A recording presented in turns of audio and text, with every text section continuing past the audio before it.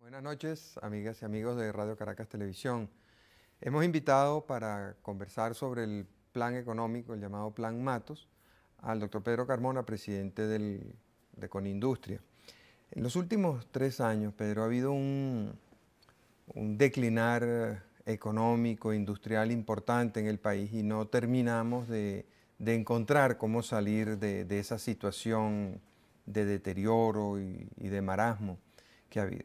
Afortunadamente, por fin, el gobierno ha presentado un programa económico, el llamado Plan Matos, que según su autor, el ministro Luis Raúl Matos, en 2 años debe estar funcionando.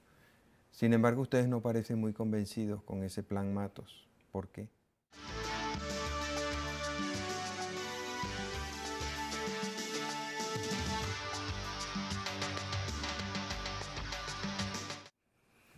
Sí, yo creo, Marcel, que el Plan Matos ha sido presentado como parte de un proceso un tanto accidentado del llamado compromiso antiinflacionario.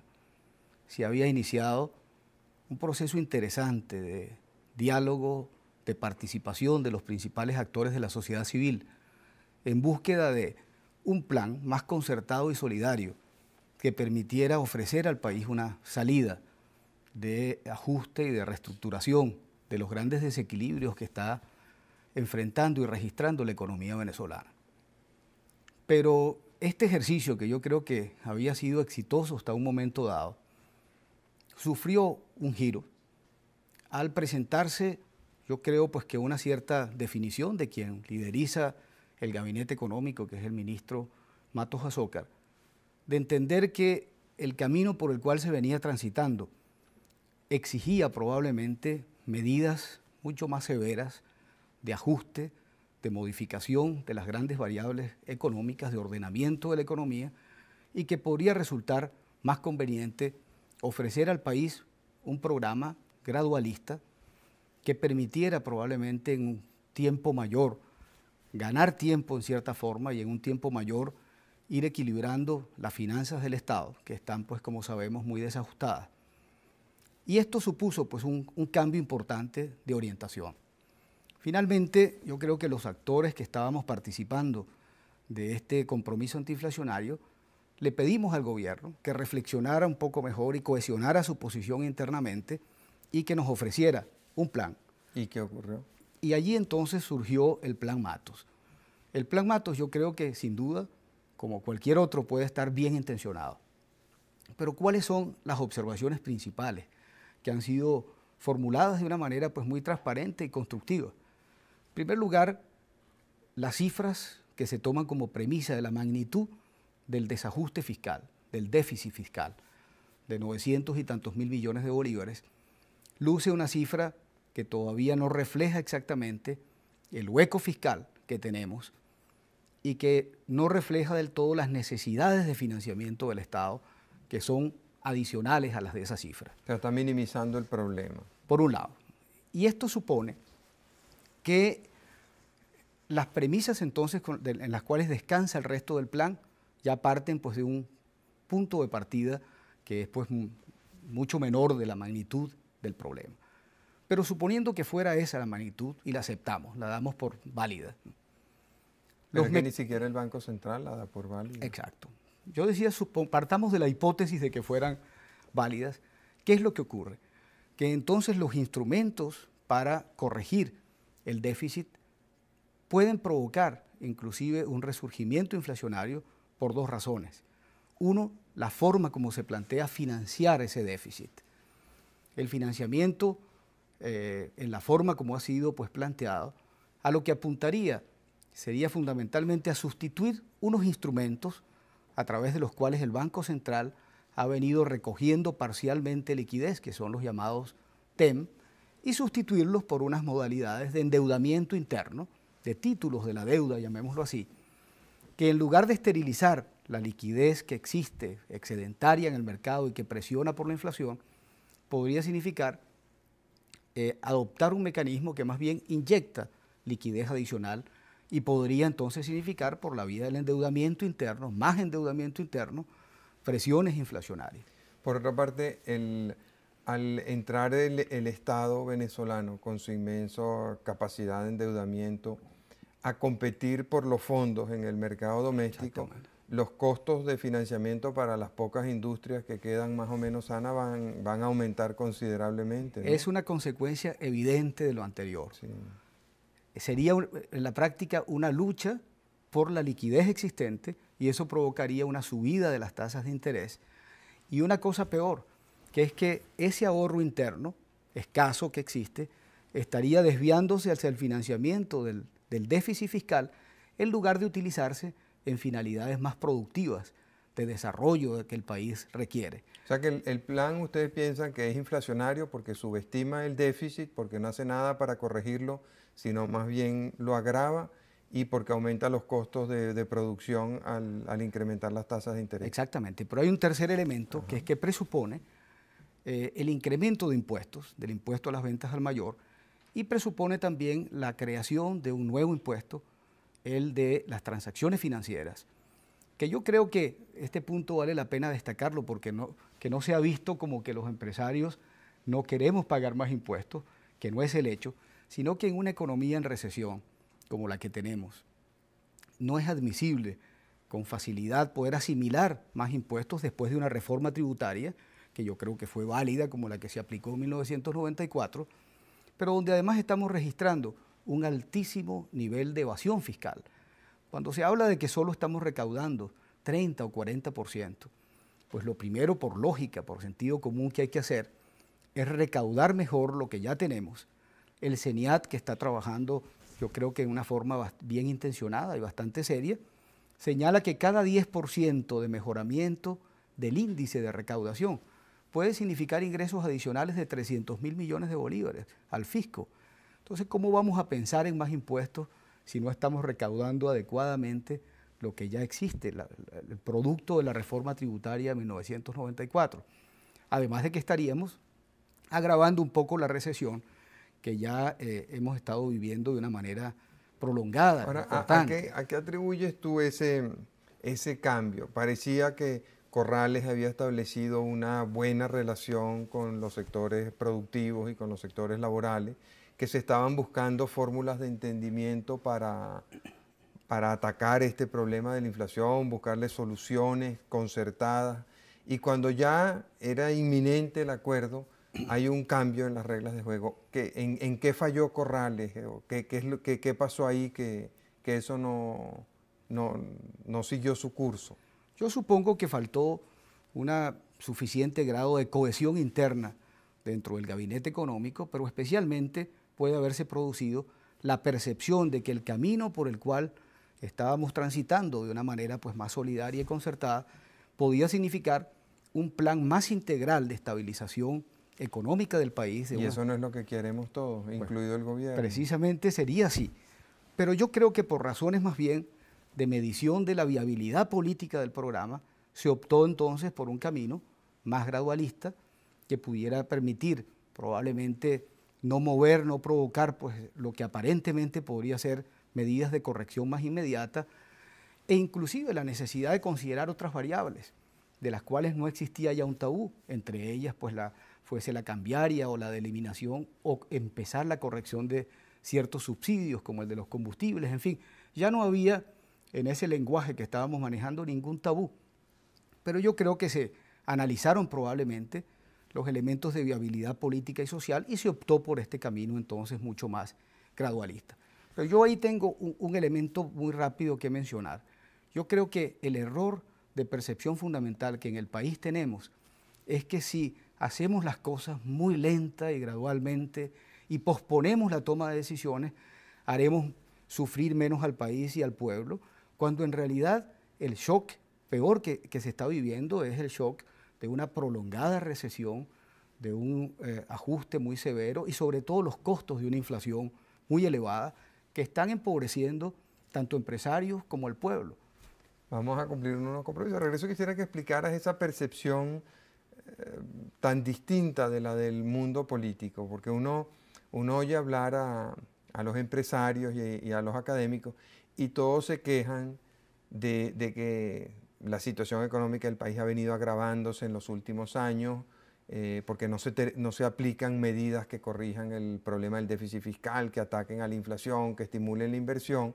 Entonces se habla de que la inversión ha caído a niveles prácticamente invisibles. La inflación sigue comiéndose los ingresos de la gente. No solamente no se están creando nuevos empleos, sino que se están destruyendo muchos empleos. Y pareciera, o sea, los empresarios y los académicos tienen una visión de que eso es malo para el país, de que eso es malo para la gente. Los políticos no, los políticos piensan que eso es mejor que aplicar medidas más drásticas sobre la economía. Entonces quisiera que nos explicaras un poco la diferencia. Ya regresaré.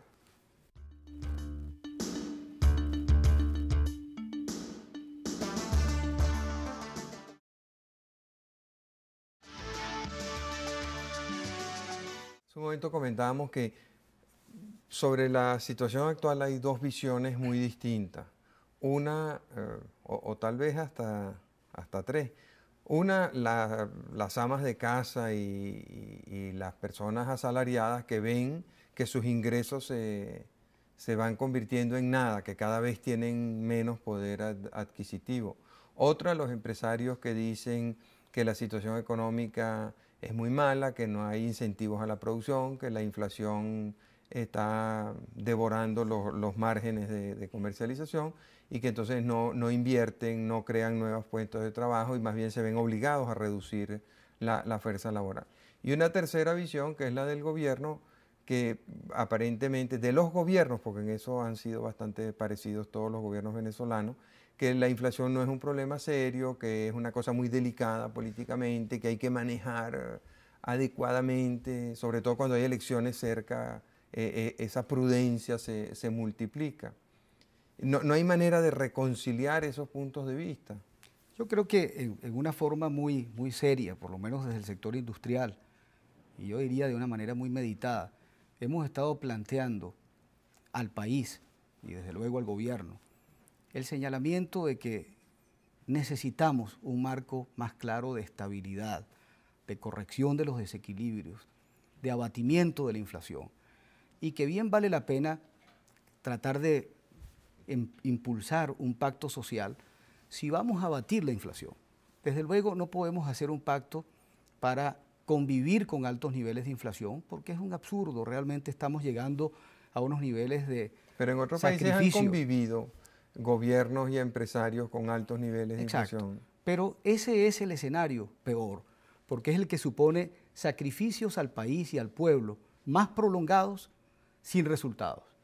Es preferible realmente apurar el paso hacia la corrección de estos grandes desajustes, tomando en cuenta que la inflación requiere, por supuesto, poner en orden la casa en las finanzas públicas, que sabemos que están tremendamente distorsionadas. Ahí se requiere, y creo que afortunadamente hay conciencia del ministro de Hacienda, de la necesidad de impulsar una gran reforma de todo el sistema fiscal venezolano, porque de lo contrario no habrá disciplina fiscal. Pero por otra tenemos que reactivar el aparato productivo. El aparato productivo venezolano y el industrial, el manufacturero, han estado sometidos durante un largo tiempo a un ciclo de desinversión por un lado y de recesión por otro. Y eso ha generado ciertamente pues falta de contribución al Producto Interno Bruto, a la generación de riqueza. Esta situación no ha estimulado mucho la actividad exportadora, se habla mucho de que ha habido un crecimiento de las exportaciones. Ciertamente, yo diría que gracias, entre otros, al avance muy importante que ha tenido la integración económica y especialmente el Pacto Andino, ahora el Grupo de los Tres, la integración con Chile, ha habido una válvula de escape importantísima para la industria y el sector exportador venezolano. Ahora ya se revelan cifras de que estamos cerca de 2.300 millones de dólares de exportación para el primer semestre, es decir, que podríamos llegar alrededor de 4.500 millones de dólares este año, que es una cifra muy apreciable, sobre todo si consideramos que su composición principal es manufacturas, ya no materias primas, etcétera, y tiene un peso específico ya muy importante. Pero ¿qué está ocurriendo? Como parte de las distorsiones, entre ellas la cambiaria, la rentabilidad del sector exportador está cayendo drásticamente, y ya hay luces amarillas y rojas encendidas para el sector exportador, porque lo que no se puede hacer pese al gran esfuerzo de conquista de mercados externos, es registrar pérdidas durante un tiempo sostenible. El otro día me comentaba alguien, y es importante el caso porque se trata de la industria que más, que más aporta al fisco venezolano después de la industria petrolera, que un cartón de cigarrillos venezolano ya cuesta, en Margarita, o sea, libre de impuestos, cuesta más que un cartón de cigarrillos importado. Sí. Uno ve fenómenos que indican que hay una sobrevaluación, pero veamos otro caso, Marcel, que es curioso. Hay un tipo de cambio que la realidad ha establecido en la frontera y en el cual se está haciendo también transacciones, exportaciones legales o ilegales venezolanas. Hay otros ejemplos, por ejemplo, el caso de una marca conocida de mayonesa venezolana, sin mover un dedo, por el hecho de estar controlado y existir una diferencia entre 170 y 230, tiene un posicionamiento en el mercado colombiano del 10% del mercado colombiano. Allí es donde uno ve que las realidades del mercado no pueden desconocerse, que no se puede tapar el sol con un dedo y que mientras más nos alejemos de las políticas económicas de nuestros socios comerciales, pues más dificultades podemos enfrentar en el futuro, en particular por fricciones comerciales, inicio de procesos de salvaguardia y de corrección de las distorsiones comerciales y especialmente, diría yo, que no vayamos a ser perdedores en un futuro porque los inversionistas están viendo los escenarios de ese nuevo mercado ampliado y dónde pueden localizarse en un ambiente pues, de mayor libertad, de menos controles y menos dificultades para cubrir las necesidades de ese mercado integrado, de ese mercado ampliado. Y frente a esas objeciones, ¿qué les dicen a ustedes los funcionarios oficiales? Pues quizá el señalamiento principal es de que hay que actuar de una manera heterodoxa, gradualista y desde luego pues en lo que estamos de acuerdo con ¿Tú piensas que después de las elecciones todo eso se va a corregir? Bueno, yo creo que hay sin duda pues componentes políticos que en este momento influyen en la adopción de decisiones que son necesarias. Pero lo malo es que no es posible correr la arruga durante mucho tiempo sin que los problemas vayan agravándose. Pero de aquí a las elecciones son 4 meses nada más, o sea, no es tan difícil, ¿no? Van agravándose. Un poquito más de desempleo, un poquito más de contrabando, bueno, pero... En el caso del empleo, yo podría decir, por ejemplo, que gracias al punto que señalabas de las exportaciones, el sector industrial ha logrado mantener una actividad y hasta recuperarse un poco en sus ventas. Mucho de ello también está pasando por los caminos verdes hacia Colombia, pero reflejándose en ventas de la industria nacional. Pero el hecho es que la situación es difícilmente sostenible si no hay corrección, ajuste, puesta en orden de la casa, y eso es lo que yo creo que estamos planteando. Desafortunadamente, se ha perdido una oportunidad con lo del compromiso antiinflacionario de lograr de esa manera solidaria darle legitimidad a un programa, a un plan, que habría sido pues muy deseable. Queda de todas maneras una enseñanza importante, que es posible intentarlo y sentar en una mesa a los actores principales de la sociedad civil a contribuir a la búsqueda de soluciones. Pero ahora, al extinguirse pues, el plazo, queda en manos y en la responsabilidad del gobierno encontrar ese camino de lograr corregir estas distorsiones tan profundas. Ahora, el principal interesado en abatir la inflación y no en convivir con ella, como ha sido la situación en estos últimos 2 años, es el ministro de Hacienda, porque él es el responsable de las finanzas públicas, él es el que más sufre el efecto de la inflación, o sea, y en su cargo está esa responsabilidad. Entonces yo me imagino que él buscará una iniciativa. Está bien, esta era mala porque era de Corrales y aparentemente hay rivalidades entre él y el ministro Corrales, pero él diseñará una nueva estrategia para que haya un acercamiento. Y yo espero, ¿verdad?, que las observaciones que hemos formulado al Plan Matos de una manera muy constructiva, objetiva y seria, sean consideradas por el ministro Matos y ojalá ya en un marco distinto, porque el acuerdo, el compromiso antiinflacionario extinguió por voluntad del gobierno. Pero en general, o sea, mi experiencia, por lo menos, es que los ministros se toman muy a mal que les estén criticando sus planes. Entonces, yo creo que cuando los industriales reconocen los méritos de la iniciativa Corrales, del pacto antiinflacionario, del compromiso de solidaridad social, se están alejando de Matos. Y cuando encima de todo le critican su plan, que además Es un plan que va a tomarse 2 años para surtir efecto. La crítica de ustedes pareciera prematura porque son 2 años que necesita el plan para consolidar. Entonces se alejan todavía más. Entonces ¿no temes tú que muy pronto se produzca un rompimiento entre el sector industrial y el ministro Matos? Sería muy inconveniente. Yo diría que nuestro propósito, una vez pues cumplida la etapa, desgraciadamente sin resultados, del compromiso como fue concebido, sin embargo nuestra disposición responsable ante el país es tratar de contribuir a que siga habiendo un diálogo, pero ya no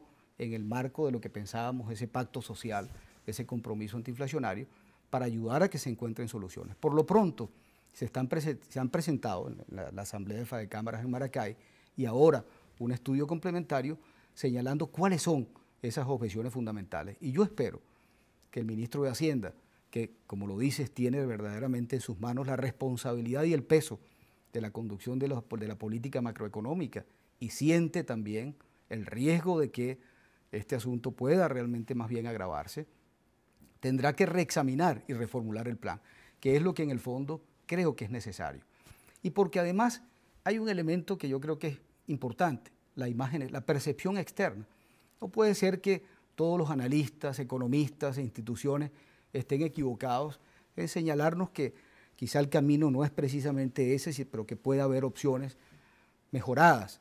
Y yo espero que allí es donde se abra la mente pues, del ministro y haya un lugar y un espacio a la reflexión más constructiva, de encontrar un camino que permita solucionar el problema de la inflación. No podemos verdaderamente someter al país durante más tiempo.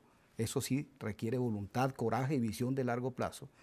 Pues bueno, encontrar fórmulas de salida a este problema tan acuciante, el peor de los impuestos y el más empobrecedor de los impuestos, no para el pueblo solamente, sino también para los empresarios.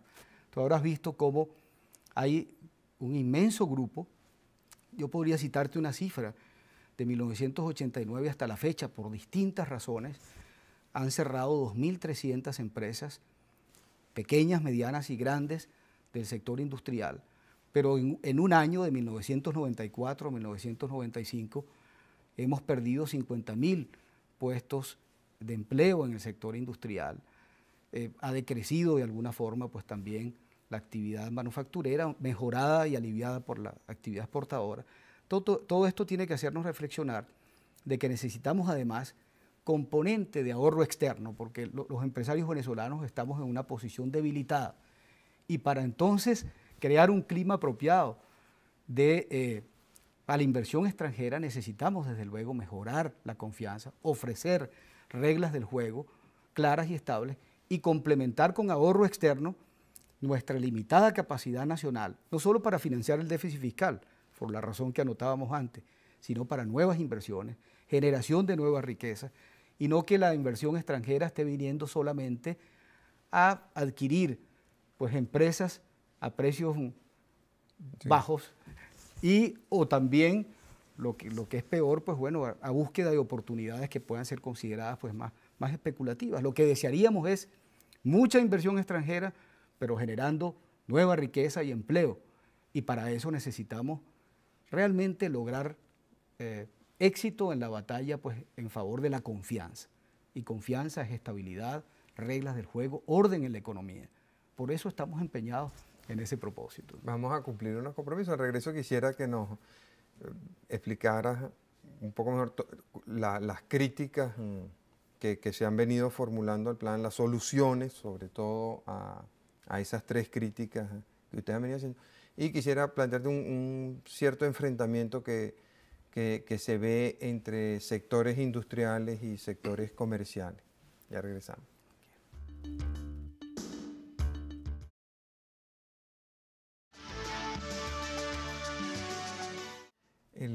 Una característica de esta situación difícil que vive el país es que a los innumerables planes, opciones que ha venido presentando el gobierno, siempre se le hacen muchas críticas.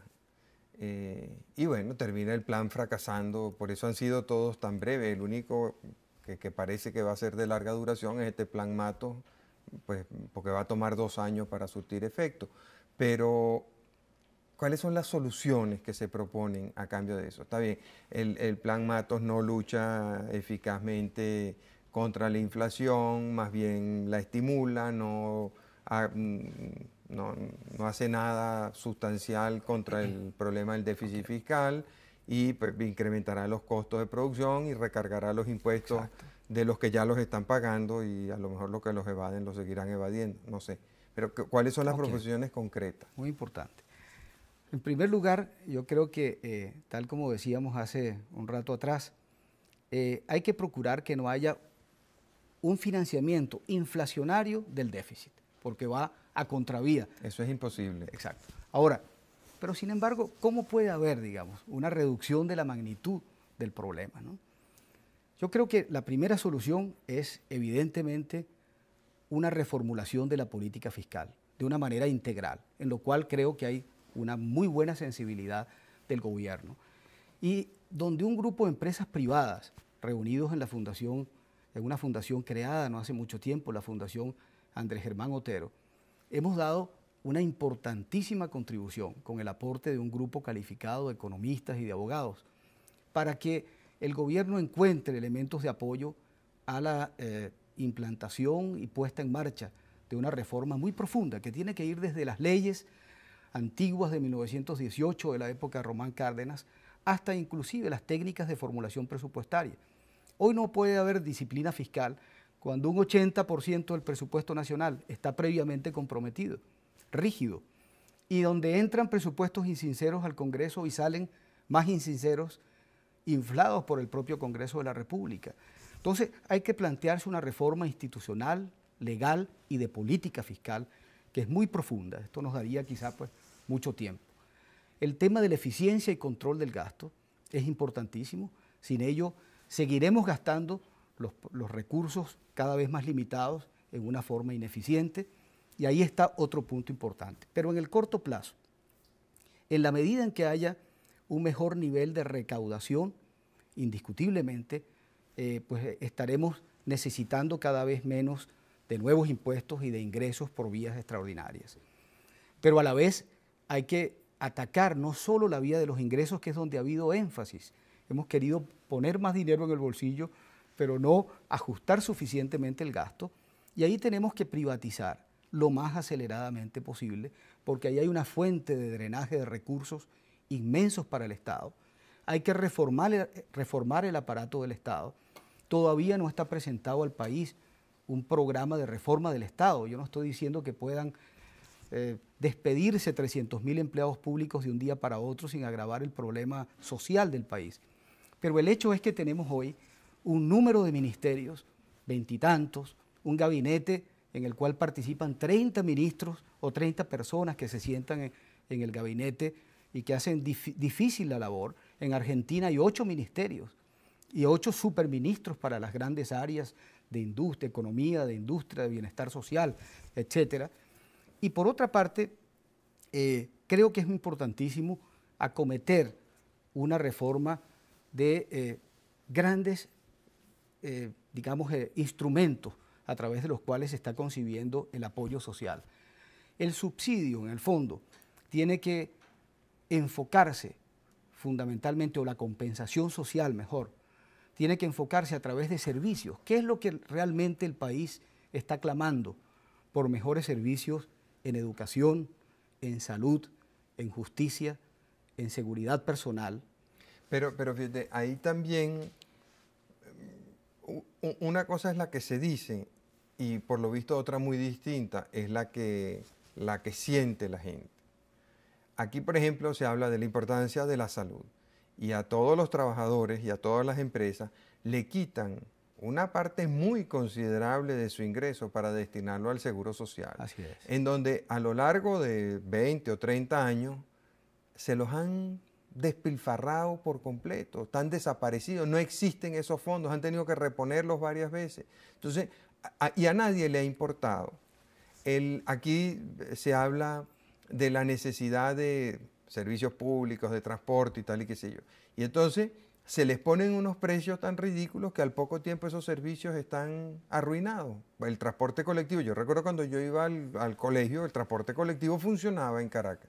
Hoy en día es un desastre y desapareció pues prácticamente. Y así uno lo ve en todo la educación, sí, la educación es muy importante, pero entonces no se le dan los recursos y la educación es muy importante de la boca para afuera, pero en realidad está muy mal, no se la atiende debidamente, no se le dan los recursos que necesita. La justicia, es importantísimo, la justicia y tal y qué sé yo, y las reglas claras y iguales para todo el mundo. Y sabemos que no es verdad, ahí tienen en huelga no sé cuántos días, ellos el gobierno alega que no tienen los recursos para pagarles más, ellos alegan que pues, la importancia del Poder Judicial justifica que se les pague más, el deterioro de su ingreso, la necesidad de modernizarse, etcétera. Entonces, tenemos una sociedad que dice que son importantes unas cosas y después no actúa de una manera coherente con esos planteamientos. Creo que es muy válido ese planteamiento tuyo, Marcel, porque en el fondo, cuando uno analiza con la cabeza fría los grandes problemas nacionales, llegas a la conclusión rápidamente de que en todos y cada uno de los grandes problemas de la agenda nacional se requieren no cambios superficiales, no maquillaje, sino verdaderamente cambios profundos. Yo creo que la convocatoria del país a un reenfoque, a un esfuerzo de reconstrucción nacional en el plano económico, social, político, institucional, moral, desde luego es una necesidad. Y yo diría, haciendo uso de este planteamiento que señalabas, que por ejemplo yo nunca había visto en el país que hubiera un tan alto grado, nivel de consenso sobre la altísima prioridad que tiene la reforma del sistema educativo. Sin educación no hay futuro. En el fondo, si no reformamos nuestro sistema educativo y de educación para el trabajo, no habrá competitividad porque no tendremos generaciones apropiadas para unos desafíos gerenciales importantes en un mundo cada vez más competido y globalizado. De manera que yo me pregunto, si todos estamos de acuerdo, hay magníficos diagnósticos. Yo vi al ministro de Educación en tu programa hace unos meses atrás en una intervención de diagnóstico brillante, inobjetable. El país aplaudió al ministro por señalar que la educación es un fraude en este país. Bueno, pero ¿dónde está el plan de acción? ¿Dónde están los programas para iniciar el proceso de reconstrucción, de invertir la pirámide de la educación superior hacia la educación preescolar y básica, que es donde está el germen de la formación de nuevos ciudadanos, los planes de reconstrucción que tienen que hacerse con apoyo privado para la educación hacia el trabajo? Yo quiero realmente ver en eso pronto convertidos estos buenos propósitos y diagnósticos en eso, en un plan de acción que nos haga ver que a la vuelta de 3, 4, 5, el número de años que sea necesario, hay una cronología seria de acciones. Pero tú no crees que, fíjate, hay una gran dificultad para la elaboración de esos planes, porque hay mucha insinceridad. Por ejemplo, se habla de la necesidad de reformar la educación, de invertir la pirámide, de que no se le siga dando la inmensa mayoría de los recursos a una minoría que está en la educación superior, que se destine más a la primaria y tal. Pero el día que el ministro de verdad vaya a hacer algo en ese sentido, le van a armar una huelga, se va a formar un escándalo en todo el país y no se va a poder hacer nada. Se habla de que no es justo que haya subsidios, sobre todo cuando distorsionan la actividad de las empresas y de ellos se benefician los que tienen más y hay que proteger a los que tienen menos. Todo eso, sí, la teoría bellísima y se escriben tesis y libros sobre ese tema. Pero cuando llegamos a un caso concreto como es el de la gasolina, por ejemplo, nos encontramos con esa situación muy peculiar de Venezuela, en donde llenar un tanque de gasolina en Venezuela es más barato que poner un litro de gasolina en Italia. Y entonces la gente se escandaliza, las personas de fuera piensan que somos un país muy poco serio, porque nadie puede comprender cómo en Venezuela, por más barata que sea la gasolina, un tanque entero vale menos que un litro en Italia. Y no pasa nada. Y todo el mundo sabe que ese es un subsidio que favorece más a los que tienen más y perjudica a los que... Pero hay una demagogia en esos terrenos contra la que es imposible luchar. Volviendo al tema de la educación, el otro día leí en el periódico una descarga que le echaban a un colegio privado. los padres de niños que están en ese colegio. Bueno, esos señores saben muy bien que ese colegio es uno de los más baratos que hay en Venezuela, que además es uno de los mejores que hay en Venezuela. Y simplemente por ahorrarse ellos 500 bolívares o 1000 bolívares al mes, son capaces de echarle una broma a 1000 o 2000 niños que están estudiando en ese colegio. Entonces, es muy difícil. Marcel, yo creo que eso lo que demuestra, lo que está señalando, es que no hemos tenido quizá la visión de país, un proyecto de país y que todavía arrastramos pues la secuela de los problemas de una Venezuela rentista en la cual tenemos que ir a una transición de una economía pues más real y basada en el trabajo y aporte de todos los venezolanos.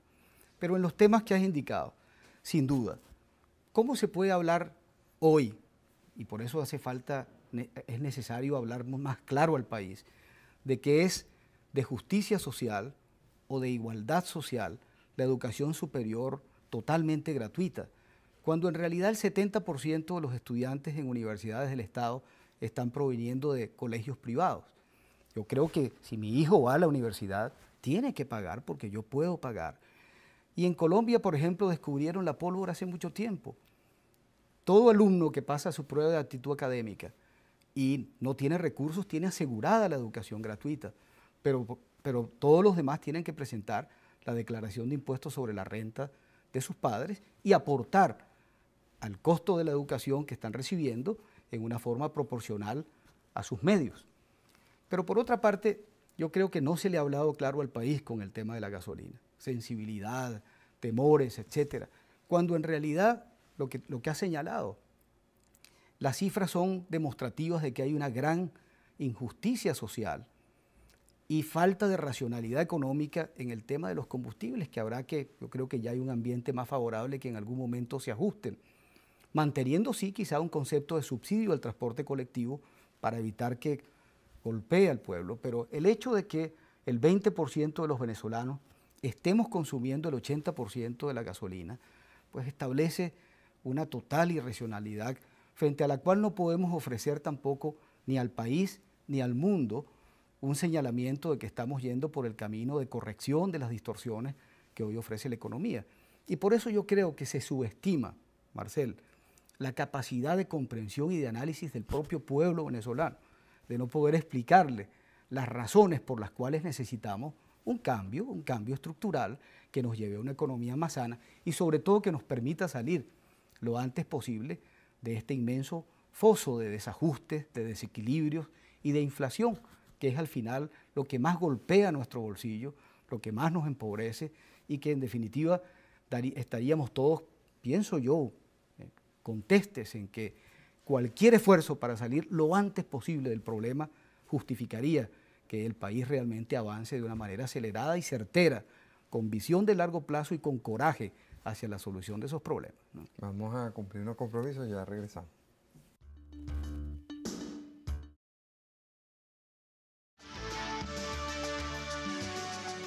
El otro día oía una conversación muy interesante entre un comerciante y un industrial. El comerciante estaba muy entusiasmado porque con este dólar a 170 había muchas cosas que se podían importar a Venezuela y que luego, si no se vendían aquí, se podían reexportar a otras partes del mundo. Y eso pues le creaba a él actividad, oportunidades de negocio, le daba ventajas en otros mercados. El industrial estaba indignado con este planteamiento porque pensaba que con esos dólares baratos que le permitían al comerciante importar productos que ni siquiera se quedaban en el país, lo que estaba era mermándosele a él, al industrial, su capacidad competitiva y sus posibilidades de crecer y ampliarse y ofrecer empleo en Venezuela. ¿Hay un conflicto real entre los sectores comerciales e industriales o potencialmente o en la realidad? Yo creo que usualmente ha habido pues, diferencias naturales de enfoque entre algunos aspectos del sector industrial y el comercial. Pero sobre este tema yo creo que hay un alto nivel de consenso e inclusive sobre la necesidad de evitar que por una vía artificial vayamos entonces pronunciando o acentuando más la sobrevaluación cambiaria que al final puede significar que dentro de algún tiempo unos meses, explote el tema en las manos y signifique un ajuste aún peor, que no beneficia entonces ni a comerciantes, ni a empresarios, ni al país en su conjunto. Entonces yo creo que el diálogo también entre el sector comercial y el industrial ha ido madurando. Y en las pocas semanas que yo llevo en la presidencia de Conindustria, hemos tenido varias oportunidades de conversación con nuestros colegas de Consecomercio también, tratando de analizar de una manera muy seria y responsable algunos temas que nos unen, entre otros, la imagen del empresario. Yo creo que por una razón o por otra ha habido una tendencia en el país a satanizar la imagen del empresario, a equipararla a la del especulador y al chupasangre, cuando en realidad yo creo que de ese esfuerzo industrial o comercial o productivo en general es donde están las bases reales de generación de riqueza y de diversificación, y hay que más bien tratar de apuntalar. Pero fíjate, con todo este desempleo que se ha generado por la recesión económica tan prolongada, la gente ha encontrado en el sector informal actividad. Entonces da la impresión de que no son tan necesarias las empresas, porque la gente sale de la empresa y con su liquidación o con unos realitos que reúne por aquí y por allá, monta un tarantín y vende cualquier cosa en la autopista o en la calle Real de Sabana Grande o en Catia. Y pues ahí con eso se defiende y algunos hasta ganan más que con un empleo formal. Esto me lleva a un... No tiene que pagar seguro social, o sea, entonces no lo roban ahí, no tiene que pagar política adicional, tampoco lo roban ahí, no paga INSE, tampoco lo roban ahí, no paga impuestos sobre la renta, tampoco lo roban ahí. Entonces el tipo en el fondo está mucho mejor si te pones a ver. Sí, y ese es un tema que es bien importante, Marcel, porque efectivamente podemos comprobar que hoy las estadísticas dicen que hay 48,5% de empleo, de economía informal. ¿Y a qué puede obedecer? No solo pues al empobrecimiento mayor que ha sufrido el país, sino que también el país ha estado siendo objeto y víctima de un proceso continuo de entrabamiento, de burocratización asfixiante, de trámites y desde luego de mayores impuestos en la actualidad. Por eso no hay que aumentarlos más, porque estoy convencido de que más aumento de impuestos equivaldrá a estímulos a la economía informal. De manera que yo estoy convencido de que eso no es sino el reflejo de que el país necesita, así como hablábamos de ese esfuerzo de reconstrucción de una múltiple vertiente, también un inmenso esfuerzo de desburocratización y de desregulación, que en el mal sentido está asfixiando. Hoy para desarrollar una actividad productiva cualquiera, caramba, pues hay que tener verdaderamente vocación y organización para superar los muchos obstáculos, trámites, legislaciones, y desgraciadamente hemos tenido una tendencia que recientemente se aprueben medidas, decretos o leyes que tienen un enfoque controlista. Está bien que estén dirigidos o orientados a que el Estado ejerza su labor de supervisión y de ordenamiento, pero no llenos de procedimientos recargados que entraban más la actividad del sector privado, del sector productivo y que estimulan la economía informal. Yo creo que hay que repensar también el enfoque que el país ha venido siguiendo últimamente, de pensar que a través de más entrabamiento y más controles y más penalizaciones y leyes penales podemos lograr una reactivación y la competitividad, porque todo esto a lo que conduce es más bien a pérdida de competitividad y de oportunidades a la inversión. No olvidemos que tenemos realmente que competir por inversión con otros países, especialmente nuestros socios comerciales con los cuales nos estamos integrando. Y ese es, yo diría, una cuarta faceta del esfuerzo de reconstrucción que tenemos que hacer en el país: destrabar la economía, desregularla y lograr que efectivamente... Pero esa pareciera ser lo contrario de lo que está pasando. Sí, ¿no? La tendencia es contraria a la que está pasando. Y por eso yo hago un llamado de atención y de reflexión al Ejecutivo, al Congreso, para que efectivamente todos contribuyamos de alguna manera a repensar al país. Ahí yo vuelvo, Marcel, a mi convicción muy profunda y muy sincera de que la falta de la visión de un proyecto nacional han sido probablemente las que han mantenido a esta sociedad sin un horizonte claro, sin un rumbo definido, y que nada mejor para poder sumar voluntades y remar en una misma dirección que empezar a diseñar algunos acuerdos posibles en temas de interés fundamental, muchos de los cuales hemos mencionado a lo largo de este programa. Yo creo que es necesario y que estamos todavía a tiempo, aún después del fracaso del pacto antiinflacionario, por lo menos en la forma como fue concebida, de ir pues realizando algunos esfuerzos mucho más sistemáticos y profundos que permitan realmente sumar voluntades. Este país ha estado demasiado desarticulado durante mucho tiempo con intereses individuales, con falta de comunicación.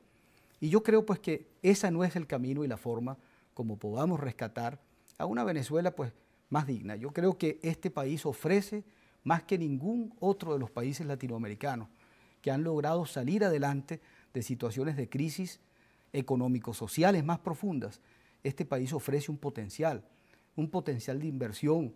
Hay un conjunto de sectores, por ejemplo, que en el propio sector productivo han sido identificados en el propio 9º Plan de la Nación como sectores líderes de la economía que podrían permitir la captación de inversión. ¿Tú no crees que nos pueda pasar un poco, como me contaba una vez un amigo mío, un tipo muy inteligente, muy valioso, siempre muy estimado por todo el mundo? Él me decía que por el camino que iban las cosas, él pensaba que su epitafio iba a decir: aquí yace fulano, quien siempre tuvo un gran futuro, pero nunca lo pudo concretar, ¿no?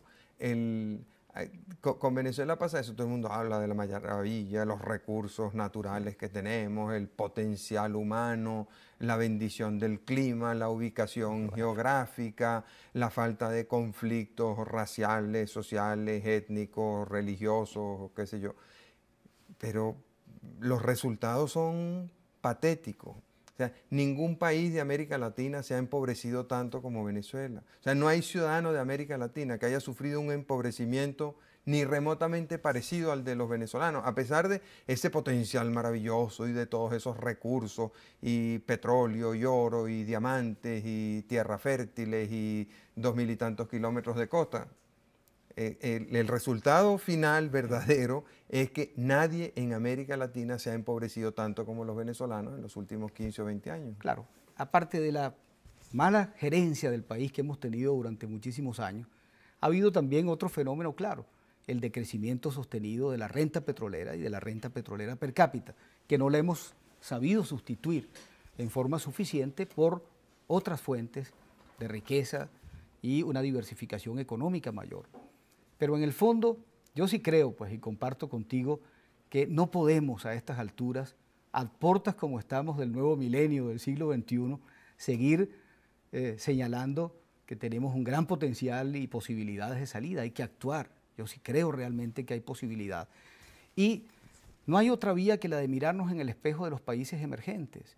Por eso yo creo que no hay que sentirse acosados, ni criticados, ni víctimas de campañas de... No, yo creo que realmente tenemos que comprender que el potencial existe, que no podemos realmente estar complacidos de que sea así, sino que estos planes pueden tener como referencia, guardando nuestras particularidades, el ejemplo de países emergentes que están logrando, como casos como el de Corea, por citar un país del sudeste asiático o de Asia, donde pasó de ser el exportador número 101 en 1960 a estar entre los 10 primeros en el momento actual. Y de países como Bélgica, que teniendo 30.000 kilómetros cuadrados exporta 150.000 millones de dólares. Claro, con una organización distinta, pero yo sí creo que aquí existe posibilidad y potencial y que en el fondo lo que tenemos es que darnos cuenta de que hemos tenido un problema fundamentalmente gerencial en el país. Y allí es donde tenemos que poner énfasis, diseñando planes, colocando equipos que estén más cohesionados y desde luego no pensar que Venezuela puede, a la altura de los acontecimientos, mantenerse aislada de las grandes corrientes y tendencias mundiales, aun cuando reconozcamos en ciertos momentos que tenemos particularidades y que lógicamente tenemos que adaptar esas experiencias a nuestra propia realidad. Bueno, muchas gracias, Pedro. Muchas gracias, amigos, por su atención. Como de costumbre, los espero el próximo domingo a esta misma hora. Gracias.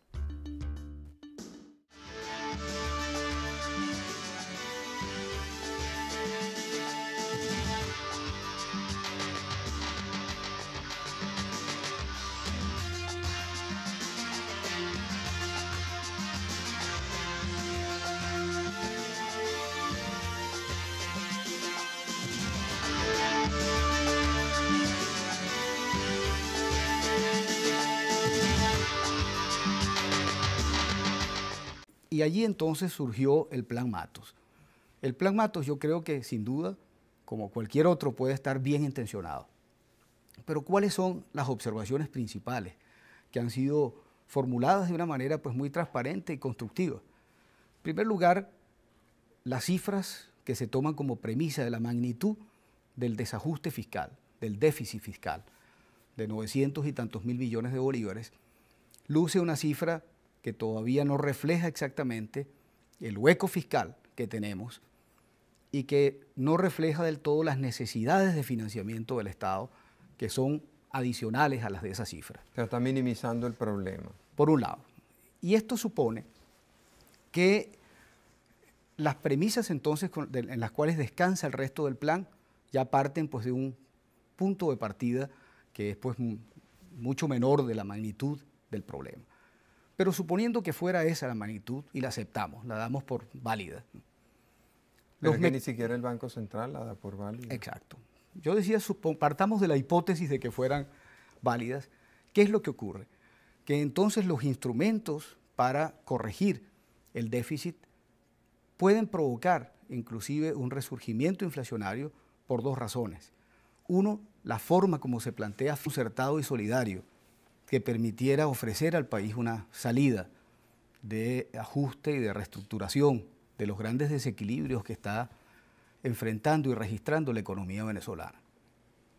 Pero este ejercicio, que yo creo que había sido exitoso hasta un momento dado, sufrió un giro al presentarse, yo creo, pues que una cierta definición de quien lideriza el gabinete económico, que es el ministro Matos Azócar, de entender que el camino por el cual se venía transitando exigía probablemente medidas mucho más severas de ajuste, de modificación de las grandes variables económicas, de ordenamiento de la economía, y que podría resultar más conveniente ofrecer al país un programa gradualista que permitiera probablemente en un tiempo mayor ganar tiempo en cierta forma y en un tiempo mayor ir equilibrando las finanzas del Estado, que están, pues como sabemos, muy desajustadas.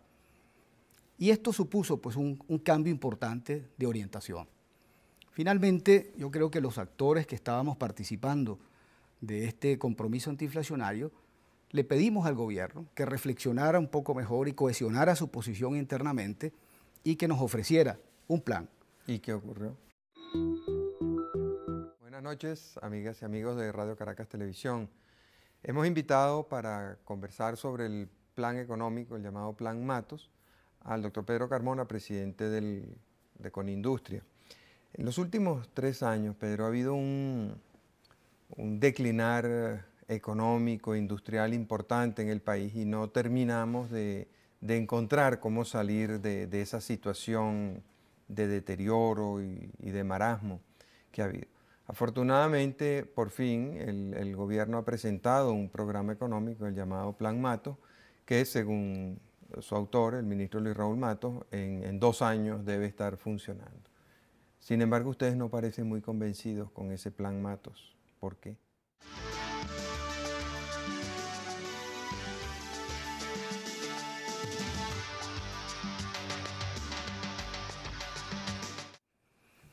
Sí, yo creo, Marcel, que el Plan Matos ha sido presentado como parte de un proceso un tanto accidentado del llamado compromiso antiinflacionario. Se había iniciado un proceso interesante de diálogo, de participación de los principales actores de la sociedad civil en búsqueda de un plan más con financiar ese déficit.